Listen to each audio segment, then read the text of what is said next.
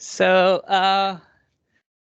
thank you so much for being our industry guest, the last industry guest, and I think the most important industry guest for AUT, animation, visual effects, and game design students. These are my beautiful students. There are many others, including my colleagues, Miriam, Nurua, and Jason, online as well. So, and other students online as well. So we are very delighted to host you here, Aaron. It's a beautiful house, by the way. Everyone is so. Oh, thank you. Yes, Everyone is so excited about that.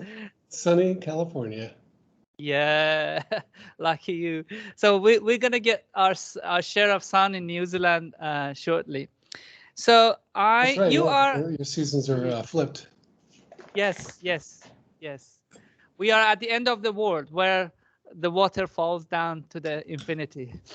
Yes. So you are behind many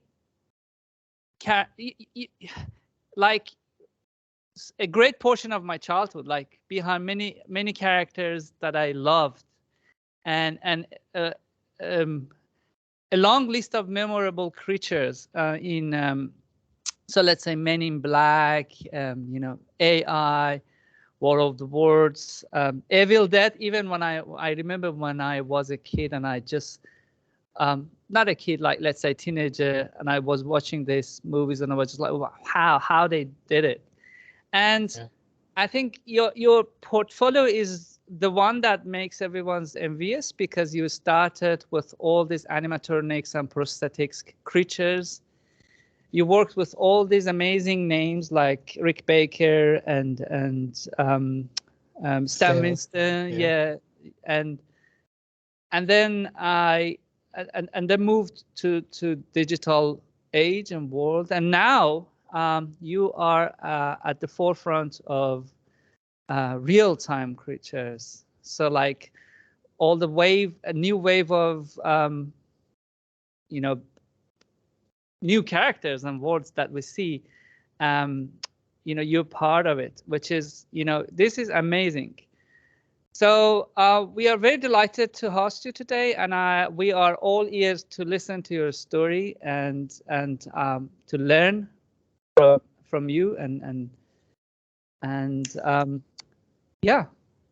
No, that's great. I appreciate you having me here, and I appreciate everybody listening to my story. Hopefully it's inspirational. I feel very lucky to have a career that started off like in the 80s. I moved from Texas, you know, if you know the United States, US, it's like it's a bunch of states. And, so I moved to California right out of high school, and I got really lucky to be able to work on a feature film called From Beyond. That was my first film, and if anyone's familiar with it, it's an familiar with H.P. Lovecraft. It's a property of H.P. Lovecraft's storyline, or one of his stories. So I was fortunate enough to work on, you know, get right into the industry and work on a film as a designer. My background when I was younger, even before, because this was when I was 19, I was sketching monsters. You know, Star Wars was a big inspiration for me. A lot of horror films even before then, you know, that I was, you know, big fans of. You know, the 70s and 80s had a lot of big influence on why I wanted to work in the film industry.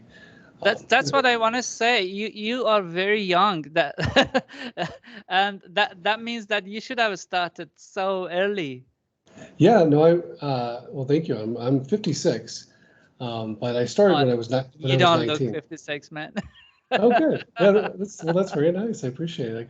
So I got some gray here a little bit. So,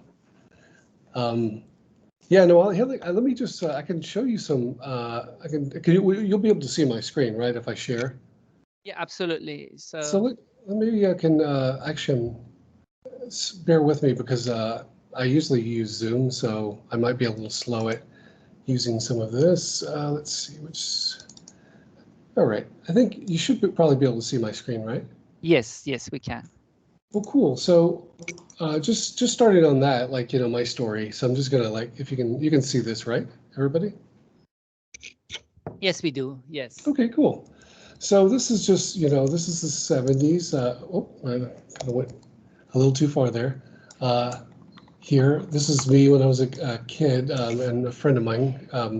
We were using like one of those stop motion film cameras that you could actually do animation and effects, and it was our first effects kind of testing, and it was exciting at times in a weird way because uh, you do all this research about like how to do effects by rewinding something and superimposing it on an image, or doing frame by frame clay animation or something like that. So I was doing a lot of that with my friend, um, and it was exciting because you'd have this whole thing where you'd have to, which no one here is like used to this, but you'd have to go have it developed and wait like a week or so before you got it back to see how the results were. So it was a very patient kind of process that you had to go through. So it taught me patience in a way.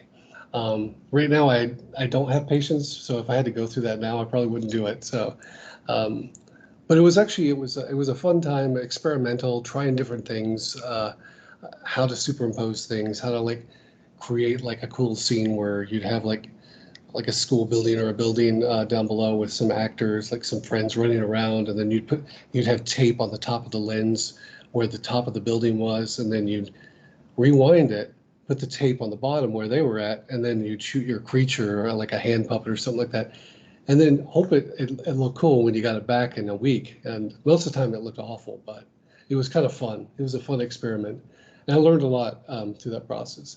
I was also, you can see, I was Star Wars fan back there. These nice black and white shots of me with my spiky hair, but um, I was really into illustration, so I was painting a lot. I was constantly painting, and that was one of my interests. Really, was to be a designer, designing creatures, worlds. Perhaps Star Wars is a big influence. Doing a lot of matte painting, especially in Empire Strikes Back. There was so many incredible matte paintings that they did, and I was just so inspired. So when I moved out to California, I was thinking that was something I might get into. But I was just interested in all aspects of effects and film. And luckily, the one I mentioned, From Beyond, this is me when I was 19 with my spiky hair, and this is one of these big arms. If you ever see the movie, it's this very bizarre film that, in a lot of ways, doesn't really make sense. I'd have to see it again to see if maybe it does make sense now. And then these other horror films, that I worked on around that time. This is, you can tell my hair's growing out, and I have the lovely 80s mullet that was really popular back then. Hopefully that'll never come back because it's not very flattering. Um, but this is Fright Night, Fright Night 2, and so I worked on a lot of those fun films from the 80s, like Elm Street, Fright Night, um, and in a strange way, a lot of sequels, like Evil Dead was Evil Dead 2. This is Fright Night 2. Then this is Gremlins 2. There was a lot of sequels, which continues to happen right now in films. But I got caught up in that whole sequel making process back then. Well, this was fun. This is a lot of Gremlins, and I was in charge of painting a lot of these main character Gremlins that were more unique in their style and character, and had a lot more personality. So, that one I learned a lot about like how to paint translucent on an opaque thing, because these are all foam latex, or polyfoam, which were for puppets. So they didn't really have any translucency. So I had to learn how to create and I experimented, and I had a lot of great mentors during the way, like Steve Wang and Rick Baker, and a lot of people that helped teach me some different methods, and I came up with my own. But it was very cool and exciting to be able to like try to come up and solve something that doesn't exist. Like how do you make something that's not translucent? So it was a lot of fun to do that. So a lot of times looking at things that are translucent, like you look at all the layers that go in it, like the palm of your hand or like a seashell or something like that, and you see all those layers underneath it. So when I was painting, I would paint them in layers, so they would kind of come through, like as they were and they actually had depth to them, which was quite fascinating that it actually worked. And then later on we got into silicone, which actually had a natural translucency to it. So then Nutty Professor, I worked on that. So I worked with Eddie Murphy, did a lot of appliances at various times, and focused on the grandma character. This is Men in Black. This is me painting the maquette. And then the worm guys that were in Men in Black, this was an interesting story. These characters were never in the script. It was never written as these characters be in the script. It was a kind of a when I was working at Rick Baker's at the time, we were all kind of tasked with creating cool aliens, and I created these guys, and I made them that size. And when I designed them, I was thinking, well, they were just these things called maquettes, which were just clay, and they were exactly that size. But I always imagined them being like 9 feet tall and like uncoiling. And but the director Barry Sonnenfeld, when he came in and saw all these basically they were going to be background characters for a big scene in Men in Black, he fell in love with these worm guys and said, we got to write something in the movie for this. So I helped kind of create like this idea of them being, in the kitchen and drinking coffee and smoking cigarettes and all that fun stuff. And then they became very iconic. I think they've used them in every movie. And it's funny because those little things like that are just, a background become a hero in a strange way. They're not necessarily heroes, but they're the one character that's in all of the movies. So still, for me, those creatures are the most memorable from Men in Black because they were funny. They were like the sense of humor and also like kind of this believability and like it was like it was. I think it was a great accident. Yeah, and that's the great thing about filmmaking too, is that you can do that. You can experiment, create stuff with your team, and and luckily the director, and it becomes a collaborative aspect with the director where they come in and they see something and they either hate it or they fall in love with it or they fall in love with something else like this. So it was kind of it's fun. That was one of my favorite. Like when I think back of like all the films I worked on that were like the practical aspect of films. I call this like the practical days before digital. And that was probably one of the top on my list because there was a lot going on. It was a lot of fun. Eddie Murphy, Will Smith was great to work with. I had a moment with him where I had to do something with I don't have the image of it, but if you remember the movie, there's a little baby alien that was just given birth, and he's holding it and it spits up in his face. I was the one controlling the vomit that comes out of the little baby alien, and I didn't expect it to go right into his mouth, but it did, and I apologized, and he goes, "Oh no, that's great. This is probably gonna be the one in the movie." So it was good. At least he had a good, he wasn't mad at me because I did that.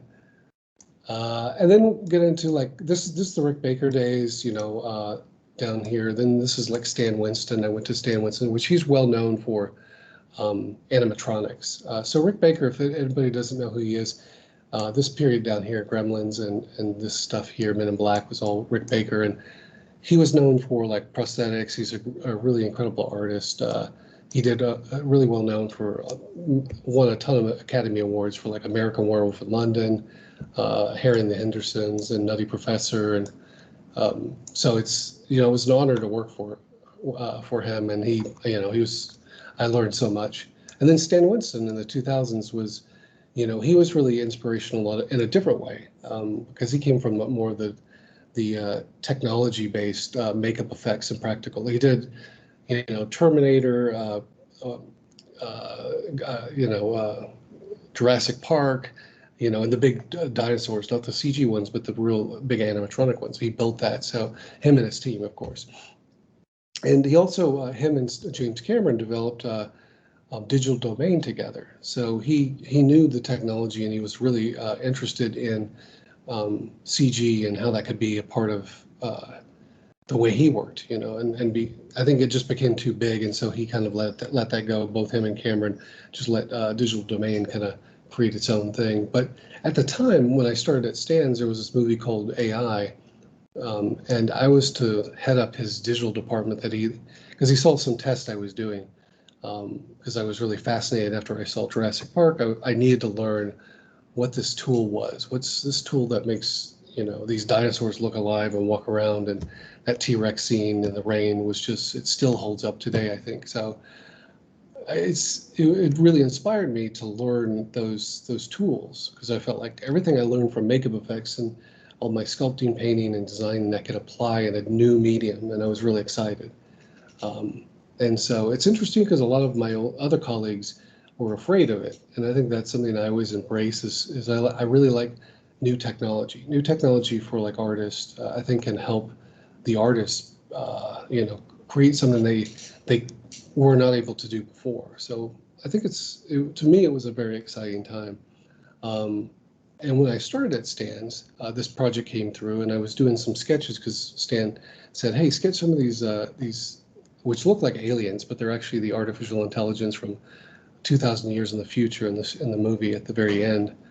And so I did a bunch of sketches. Steven Spielberg liked one of my sketches, and then Stan came back and said, "Hey, he likes the sketch you did, but he wants to see it more realized. And I want you to stop drawing and take these computers that you were just about to start doing some R&D on, doing a show reel for me with CG and create these robots using these tools." And I told him at the time, I go, "These are animation tools. These are not design tools," because they really weren't.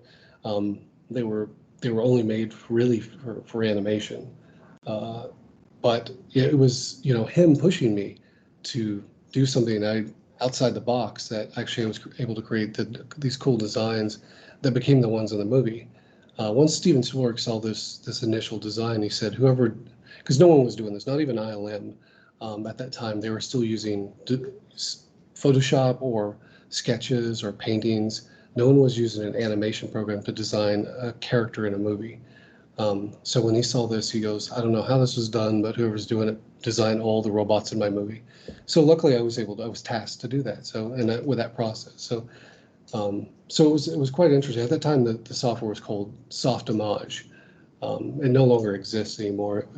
Maya is a big one. I'm sure if everybody there is familiar with animation programs, Maya is like the most popular. Yes. But at the time, I think it was before Maya. It was before there was Power Animator. I think was a program that Maya turned into, and then there was Softimage, and then there was Lightwave. I think that was all that existed around the time, and in 2000. But it was a fun task, and I learned a lot, and it really kind of pushed me to think about designing it in a new way by using these tools. And then later on, if you haven't heard about it, but ZBrush, I'm sure some of you know ZBrush, but that's a very cool like sculpting program, like in 3D. And so we use it all the time. But at that time, it didn't even exist, 2000. If it was kind of, I think it wasn't really 3D. It was just, a 2D type of fake 3D paint. So it wasn't really usable until much later. So it was exciting to be able to be a part of that.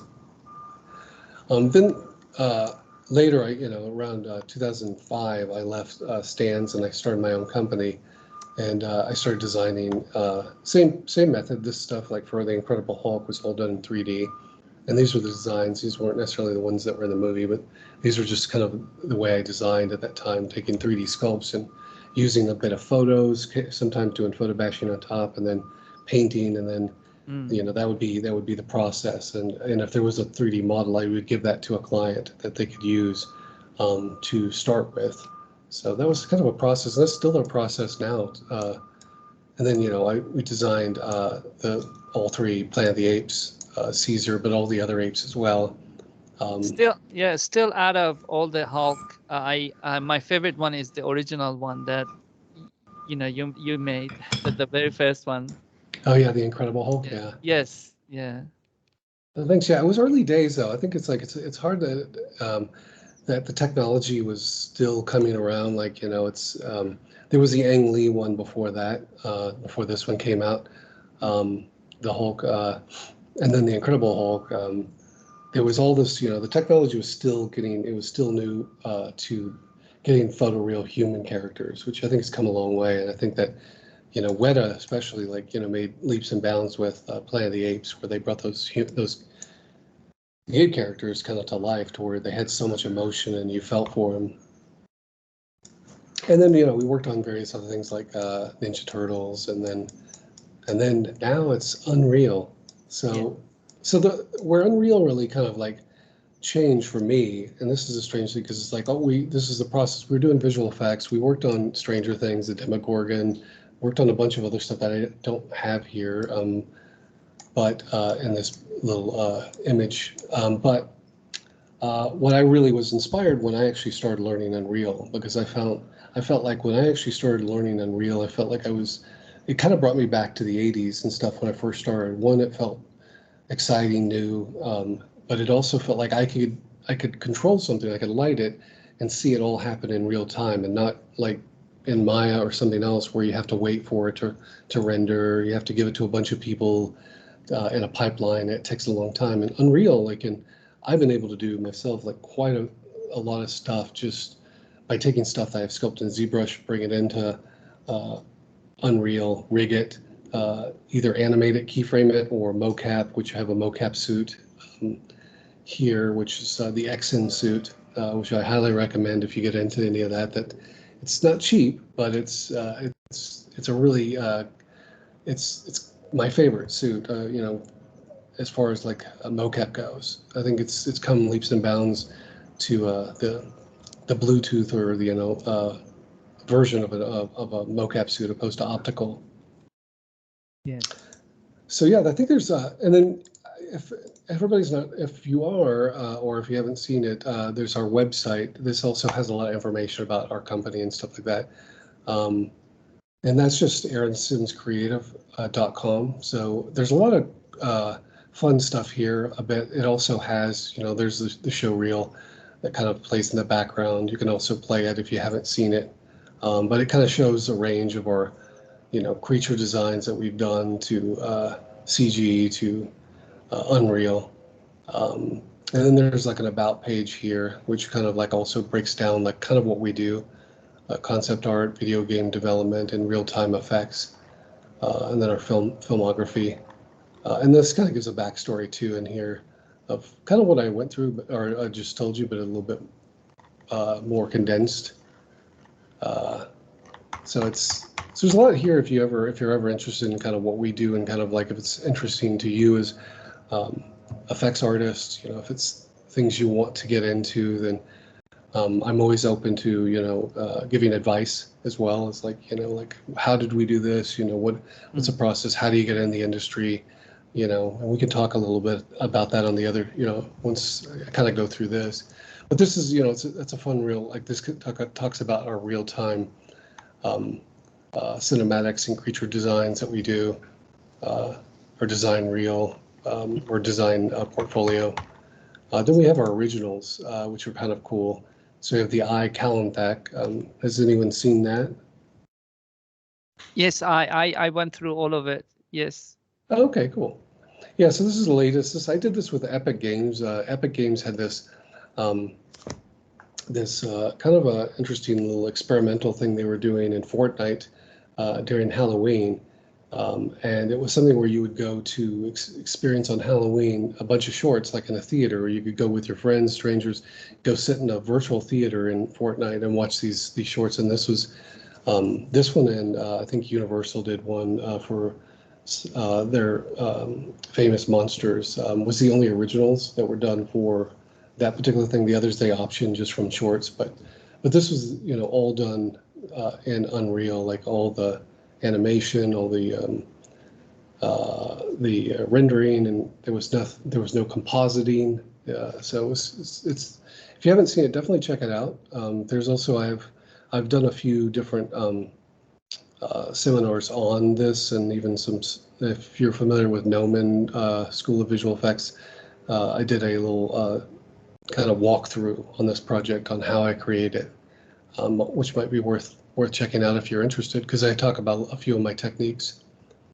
But these are other ones like Dive, Archetype, Paralyze, Tank. They're all projects that we've been developing at ASC, my company, but just in various ways. Dive was the first one. So getting back to how I started in Unreal is our company, because I'm a company of a bunch of different artists and technicians that we design stuff, we create some visual effects. We stopped the visual effects component as a unless it was all real-time effects or all just visual effects and not compositing. Compositing for us became more problematic because doing traditional visual effects can be extremely expensive unless you have a big pipeline. So what we found is that we were actually losing money doing the traditional visual effects. But Unreal has changed that because our pipeline has changed. I'm also more a part of that process and developing it. And a lot fewer people have to do just one thing. A lot more people can do multiple things, which makes it kind of more, I think, inspiring and fun for people that are working on it. As well as it's just right now it's more cost effective for us as a company, and I'm personally excited about it. So it was, to give you a little background, it was probably a couple of years before the pandemic happened in 2020. Our company was actually doing a lot of VR and AR using Unreal. I personally wasn't using it. A lot of my artists were actually utilizing it. It didn't interest me until I saw a few things that people were doing in Unreal that I realized that had potential, and I wanted to learn it. So right when the pandemic happened, we actually shut our shop down because everybody had to work, from home, and so we kind of pared down everything. And the industry, actually, the studio stopped working completely during that time. I mean, kind of everybody did. I think everybody around the world experienced it. But at that time, I decided I'm just going to focus and learn Unreal and see what I can do. And Dive was the first project that I started with learning. And this is part of how I learn new things, is I give myself a project. I don't want to go through just tutorials to learn the basics. I learn tutorials as I'm developing my story. Like I'm creating a story and I go, okay, this is what I want to tell. Now how do I do that? So then I'll go on and Google it, and there's always something like, oh, that's how you do it. That's how you save, or that's how you bring an object in. That's how you. And once I was able to do that, I was motivated as I was going to learn the tool.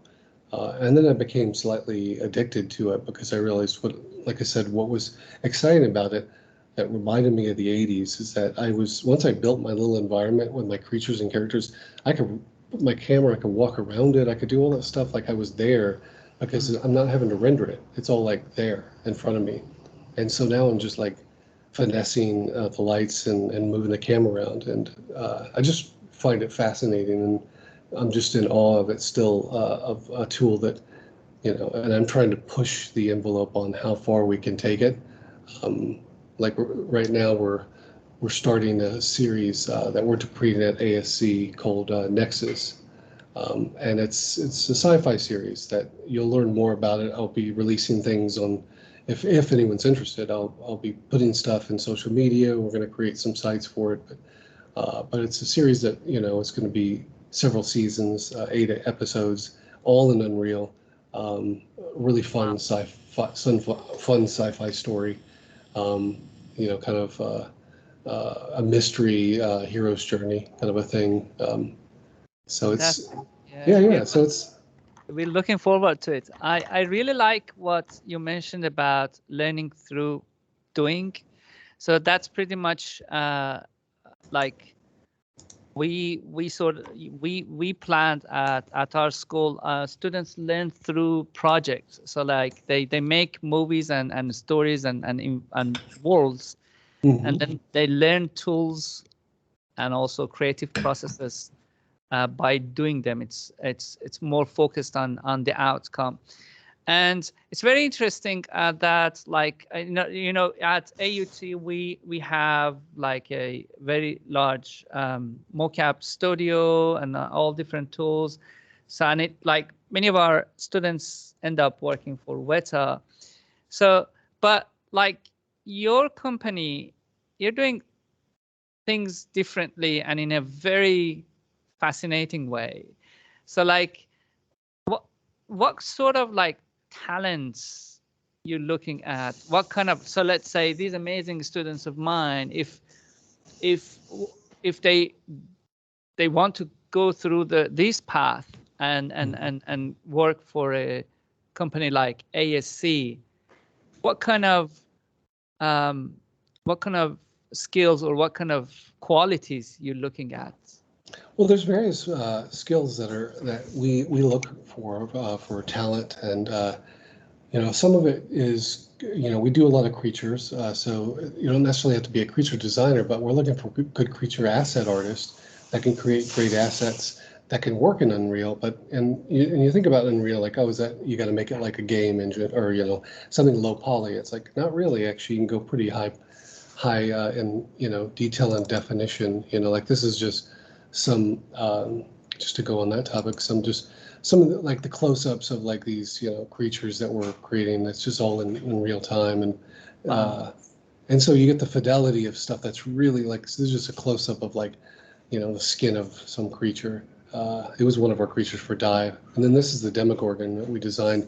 We thought we'd put this into Unreal because we never worked on it in Unreal on the show, but I thought, what if we took our asset that we created that was made in Maya, that we had to comp in and all that stuff, and we just see what that looks like. We plussed it up a bit, but the detail was just incredible. It actually looked better than it did in the show because we're able to actually push the detail of like, all the different elements of like, like the skin that you just, if you did that, like, it's strange. It's like you can get more fidelity in Unreal than you can actually in Maya without, having to render, wait for it and see how it looks and change it. So I think the part of it is like finding asset artists that can take like an asset like this and take a creature that and paint in the details that will be used. So we actually have our pipeline on how we create like these different surfaces. So like this is like these are all, and what's amazing is they're all based, if you're familiar with like displacement maps or normal maps, this does have some displacement maps, but a lot of this detail is normal maps. That's why it's able to actually render really quick. And so you have like a high detailed or your basic normal map that's overall the shapes, and then you have your really detailed, like tiny detail normal maps, and that's what's creating that kind of surface detail that you see there, which is quite fascinating. So yeah, I think as far as like finding artists that can create assets, maybe rigging, also animation. We're looking for character animation all the time, and a lot of times a lot of these characters, like we animated them in Unreal, so using a lot of the control rigs that we built and learning how to rig, I think, is also good, in Unreal. But what we're trying to do with our company too is do less back and forth from Maya to Unreal and keep a lot of it there, because then you can get a lot of great back and forth instantly. You don't have to wait, give it to somebody, they bring it in Maya, or if you did it yourself, and then you do the changes in animation, you realize, it just didn't link up with the scene, but the scene's too big to export as an FBX into Maya, so I'm just guessing. So we're trying to limit that, because if you do it all in Engine, then you're not guessing. We also have this is a free asset that we created. That's it's called Toothasan, and if you go to Unreal, you can just type in the marketplace. You can get this for free. We just give it away. It was part of our deal with Epic when we did that short, and so it shows you kind of how it's rigged, and there's some animation in there. But that's also a cool way to just kind of like almost look at it and reverse engineer it, like learn how did ASC create this creature in Unreal and kind of play around with it. And that way, it's like you can learn from it. And that's if you're interested in creatures. That's one thing that we like, because my background is all creatures. So I like to push it, and no one else is in the industry is really taking advantage of what you can do in Unreal. So I think we're really excited about what you can actually achieve visually, all in real time. Even characters like human characters, we're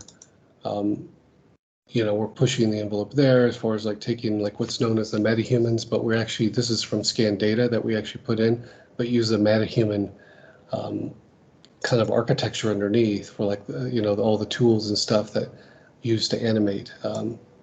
So things like that, plus taking like a metahuman character and tweaking it to make it look like an alien or something like that, or some other kind of creature. And then this is just animation that was done on my iPhone using the Face Link app that they actually have.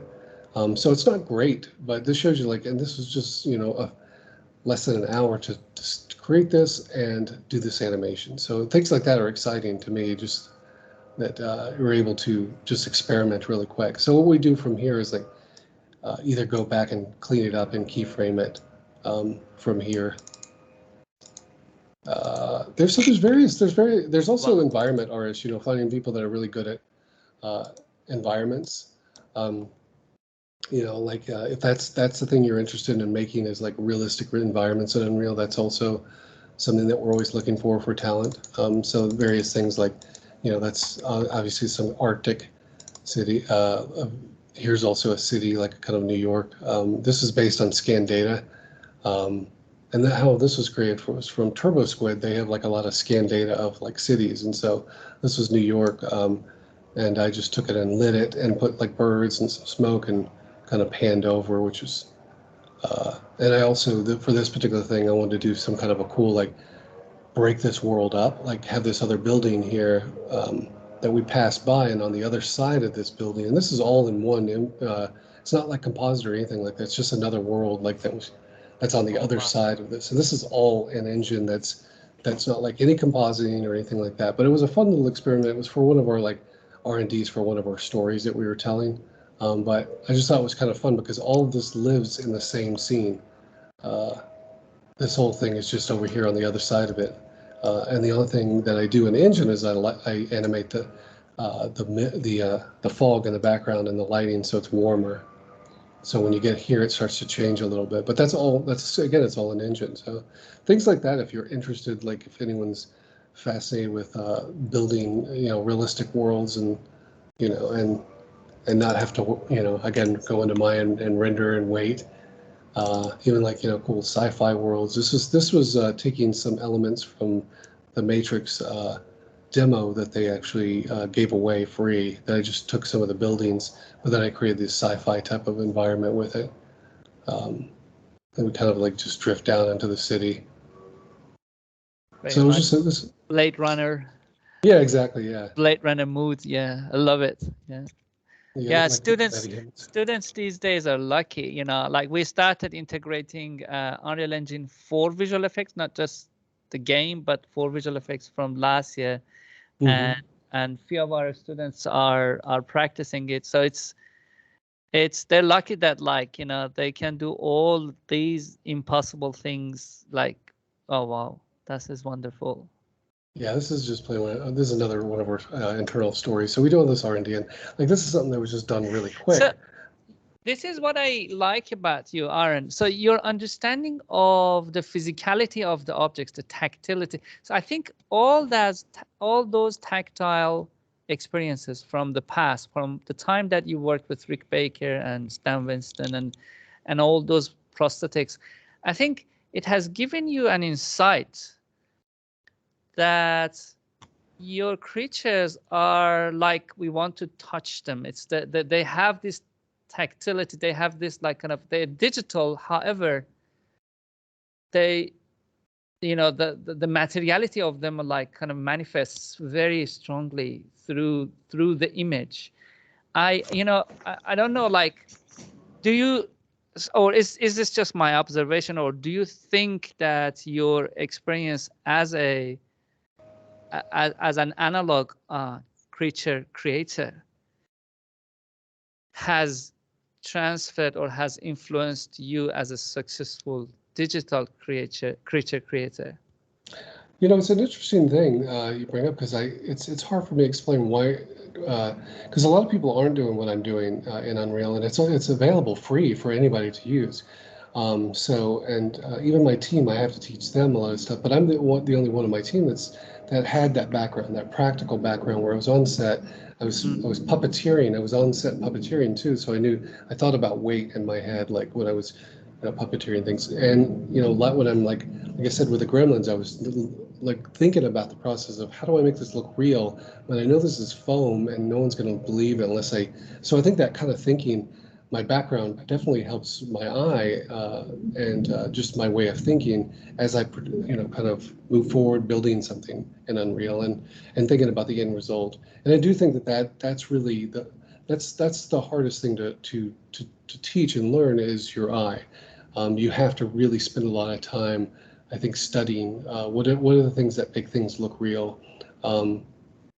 And I try to, like, lighting is a big thing. Like there's a few major things that I feel are very important in Unreal to take it to a new level, or the realistic level. And it's really thinking about lighting.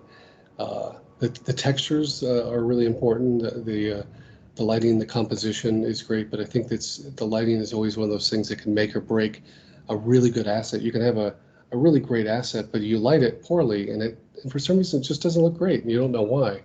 I think and so what I tell everybody is, like, when I'm creating something, I always, even now, I'll look at films, I'll look at inspiration from what other filmmakers or photographers or real life, like nature shows, like how do they, what is it that's making this image so appealing to my eye? And a lot of it is like looking at, the way it was lit, or the way the light's hitting it, or the way it's like I love shallow depth of field. You see it in a lot of my stuff is Yeah. like playing with that. That also helps too, because you're thinking about, like, how do you break up a scene where you have a lot of complex stuff in the background and a lot of detail here in the foreground. Shallow depth of field is a great way to separate that, and it also kind of helps make it look filmic in a lot of ways. But it becomes something that we're used to seeing shallow depth of field, and because it focuses us on what we need to focus on.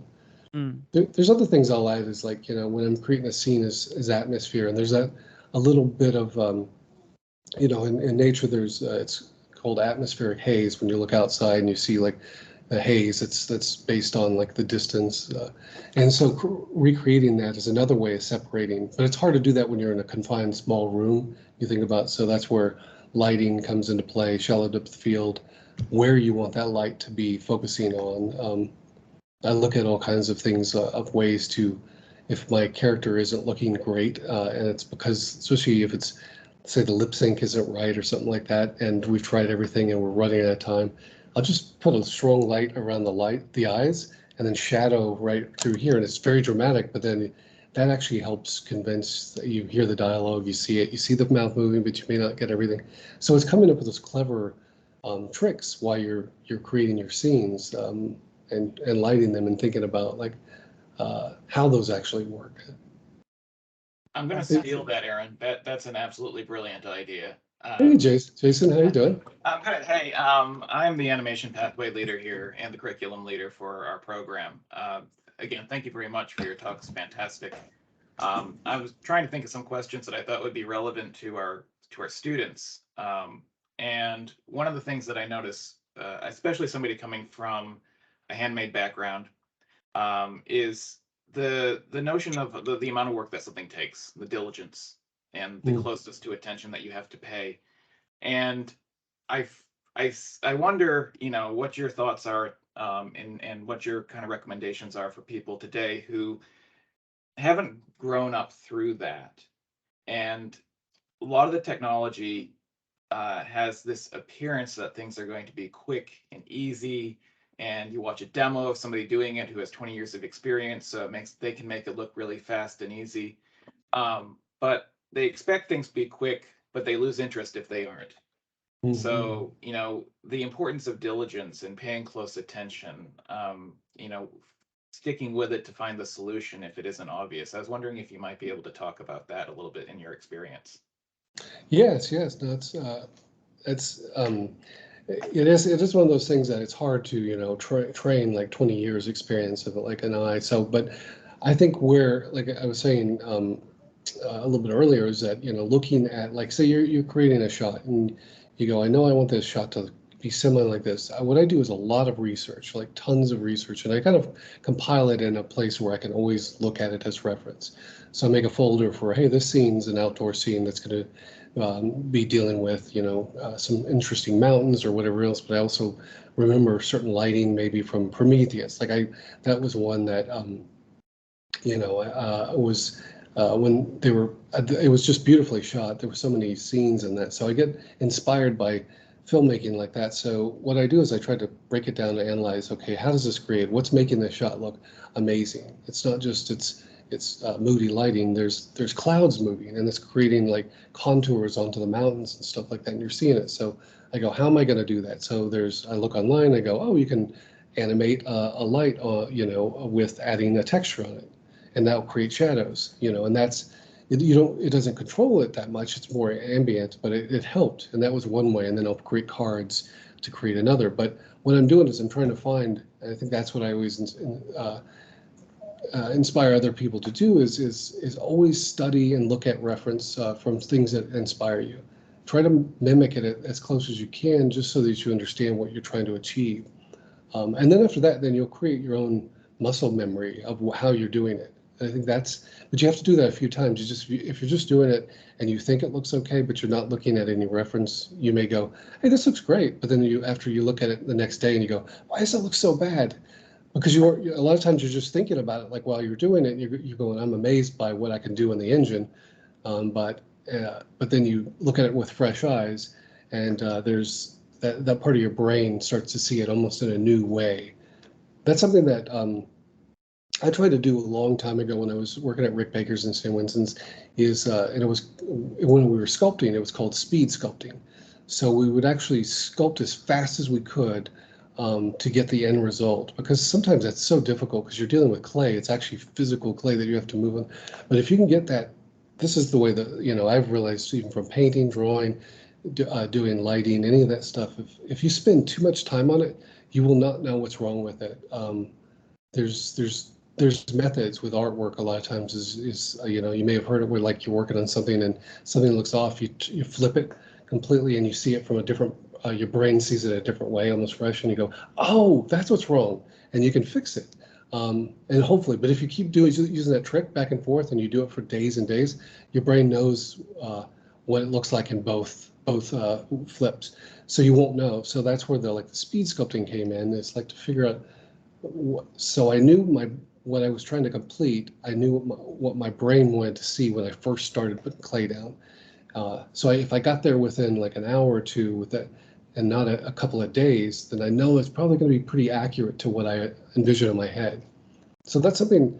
I know, not that you should jump, use clay or anything like that, but that's just, it's one of those things you can do. Speed drawing, anything that you're basically getting to point A to point B the fastest, because your brain will, after a longer period of time, will not be able to detect what's wrong with it, what's wrong with the image. So that's one way I work.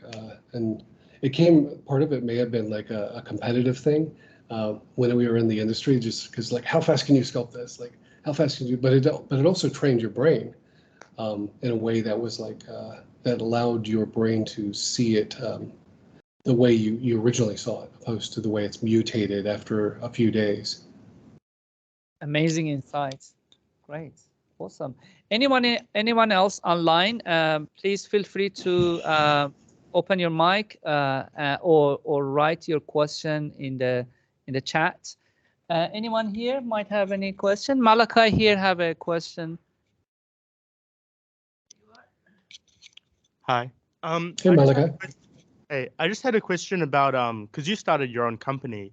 I was wondering if you had any advice for students or graduates who are thinking of starting their own like small VFX company, or even just doing freelance or anything.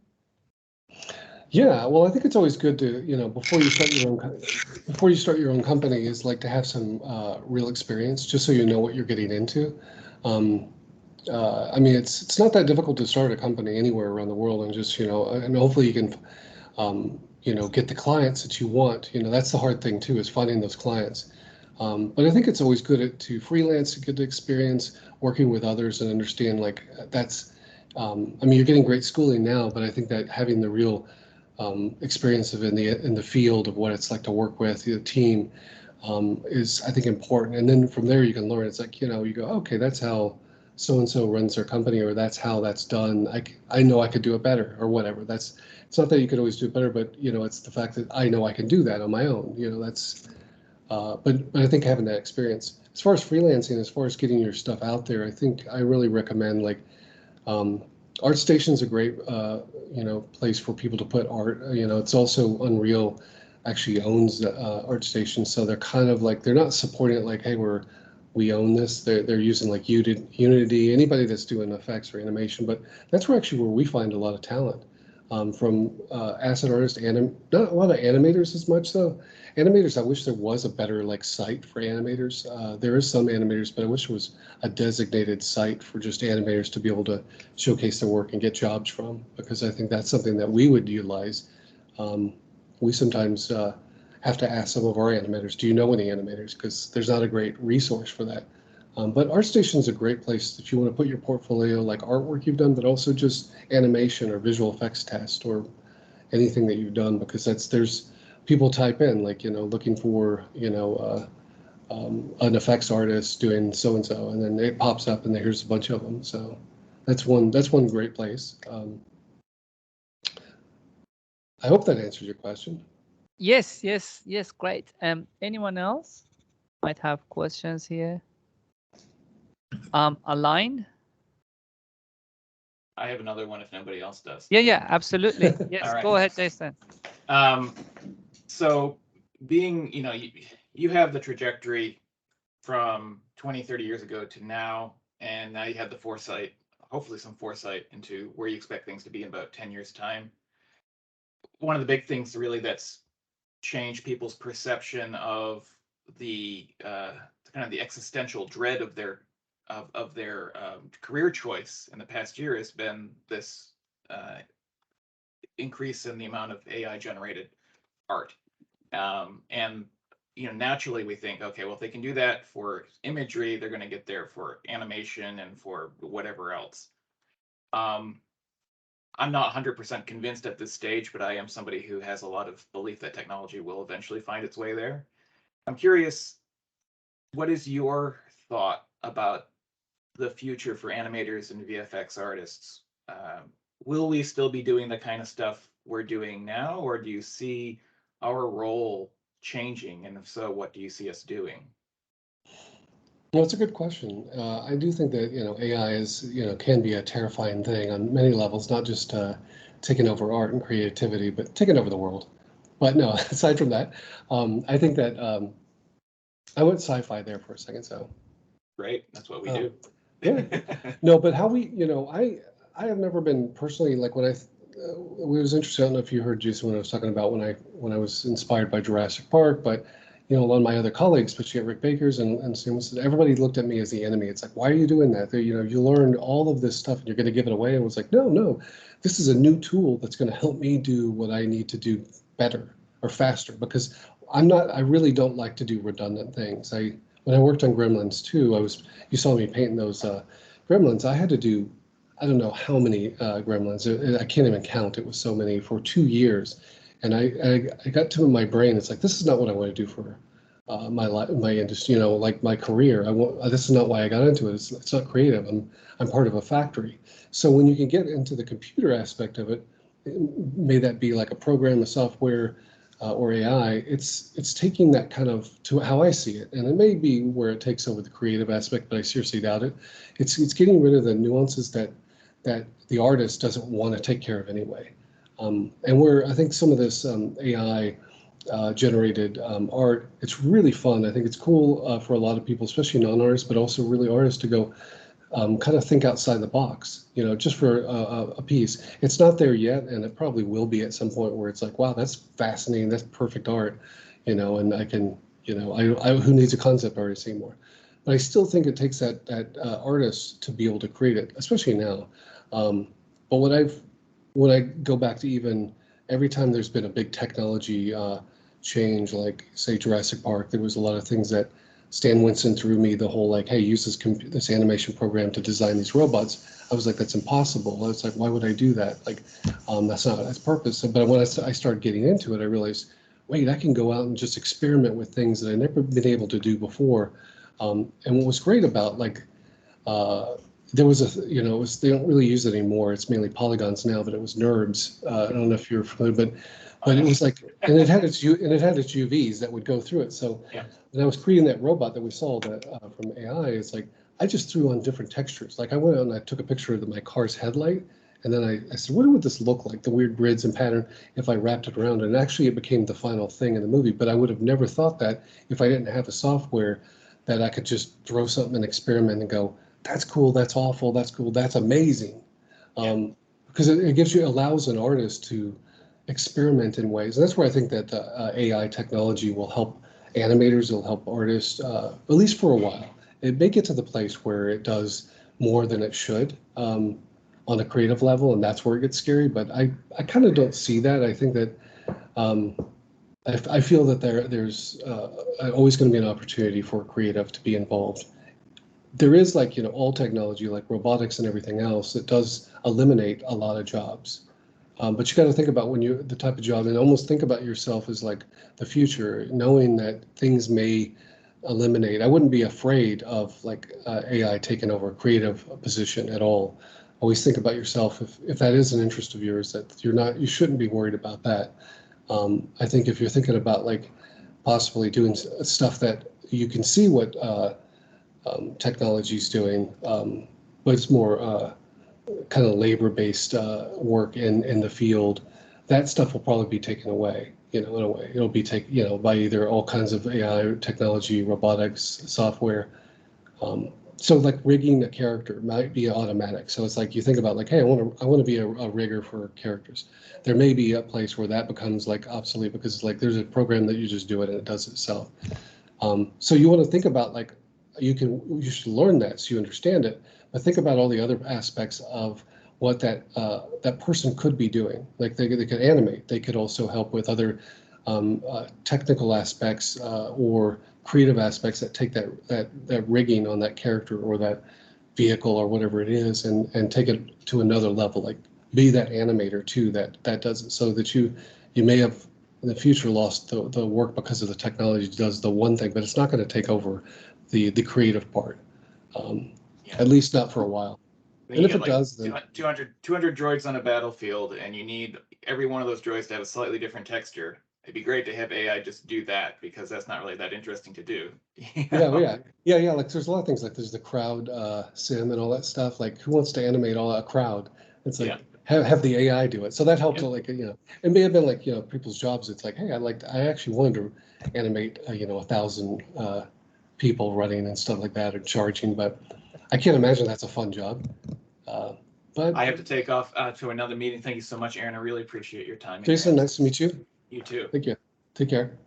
It was a wonderful talk, Aaron. It was insightful. I liked all the insights you let us know. You talked about your methods, the way I quite love the fast sculpting discussion you put forward. It has a lot for us to take. We are very delighted to host you as one of the greatest minds in our industry. So and we're looking forward to see you more often, like later on. Any last question, anyone? Malachi has one last question. You have a question as well? Okay, so Ashley will ask the last question before we finish today. It's okay. If we have time, we can take both questions. Okay. If you have time, we can go for both questions. Go ahead. Hello. Hello. So for my university projects, I was, I guess, mostly involved when like designing creatures or like simulating creatures. So I was wondering what normally goes through your mind when you're like designing creatures or giving them like characteristics. That's a good question. A lot of times, and this goes back to what I was mentioning before, like anytime you're creating something and you want to create the realism to it, is reference is always a great place to start. So if it's a creature that, you think about, like if it's something that's been given to you, like you read a script, you're creating it, or someone gave you a task, or you're just coming up with it yourself, you just think about like, what is this creature's motivation? What is it doing? And come up with those, but then also look at nature a lot of times. Like if it's I combine a lot of stuff in nature, like mixing sea with insects and mammals with reptiles. All those kind of things are kind of interesting ways of, if you look at them, how you can create something, original as it can be. There is this, aspect that there's only a number of original elements that the human brain will really recognize. The rest becomes so abstract that they don't really create any type of response, an emotional response to it. So it's always good to look at nature because we all know what that is, but it also could be very foreign. And then you combine that with the elements, maybe human elements to it too, that make it even more, recognizable in a way. But definitely reference. Reference is always the great place. I'm kind of I like to watch, Discovery Channel and all that other stuff, just because there's so many great, inspirations, of underwater creatures that we're just finding. It's like, oh wow, can't wait to turn that into a creature or something and add some other limbs on it. So that's always a great place. But yeah, I think if you're working for somebody, it's always good to ask a lot of questions too at the beginning. Like say you're hired to create a creature, just ask enough questions. If you don't have that answer, there's not a script, there's no indication of what it is. When I was working on the Demogorgon from Stranger Things, the description in the script was really, really vague. It was like this tall, lanky creature that had no face that eats kids. And then I said, well, I asked the directors, I go, what do you think it is? What do you see? And it's like, well, we don't know. So that didn't really help me. So I had to come up with myself, another, my own, idea of what it could be. And so I looked at, for the inside, if you're all familiar with Stranger Things, I assume, but the inside of the mouth of the Demogorgon is based on a snapping turtle's mouth. So if you Google snapping turtle's mouth, it'll look slightly recognizable. So I use nature in places that people don't, because you wouldn't think of a snapping turtle as that threatening, but you open it up and it looks like a ton of teeth, but it's actually some membranes that help push food down. It's like, but that pattern was what I ended up using. So things like that, again, nature is the way to go. Hope that answers your question. Yeah. Oh, this is just a quick question, but what's your favorite project you've worked on throughout your years as working, and also do you miss practical effects? Well, I'll start with the practical effects aspect. It's interesting. I did it for 20 plus years, so it was like I kind of got burned out on it. I learned a lot in the process, and I feel like it did help what I do today. There was a lot of chemicals too that I was waiting for the day that I'm going to find out from the doctor that I have some rare alien parasite in my body that I was created from all the chemicals I mixed. It's like being a chemist, which is kind of fun, but it's also dangerous. So there's the chemical aspect of it. There's also there's a lot of toxins and stuff. So the only thing I miss in makeup effects is the sculpting with clay, which I can do anytime I want. I can just grab clay and do it, because that's that eye-hand connection with whatever you're creating, and that's, I think, important. If I always feel like it's good for everybody if just to grab clay and just mess with it and just try to create something, because it'll tell your brain and your hand, it'll train them in a new way, and I think it's probably helped me in a lot of ways. But that's really it. I didn't really enjoy being on set that much. It was fun occasionally, but you deal with a lot of actors that have attitudes and and producers that don't care about you and all that stuff. And then you're under a time crunch, and it's on set and it doesn't work, and it's like all that. I don't miss any of that. As far as my favorite movie, God, I can't even think about what. I really like the Planet of the Apes quite a bit. They worked on. I think those I felt like were the most satisfying. Men in Black was another one that was a lot of fun. But yeah, I've been fortunate to work on so many that are great, that are fun. There's so many that I didn't enjoy, but yeah, that's kind of the sums up by hopefully your questions. Yes, I'm just looking at Snap Turtle mouth now on my phone. Yeah, it's amazing that I'm actually like what you mentioned about mind hand connection is Miriam, our colleague here, is working on it, and we also realized that introducing sculpting and tangible and tactile art creation will impact the outcome of the digital. Unfortunately, amazing students will graduate soon, but like for future years, from next year, we are bringing a lot of like kind of physical activity to the digital program. Yes. Yeah, I think it's important. I think it's like it does like there's a part of even when it comes to like motion capture. I've been wanting to create some kind of cool like gadget that from my background of puppeteering is for like creatures that are non-human, is create something that can turn into something I can animate really quick, opposed to like with motion capture, and becomes a physical thing because I know in my brain what I would want to achieve, opposed to telling my animators like, hey, make it like this, make it like that.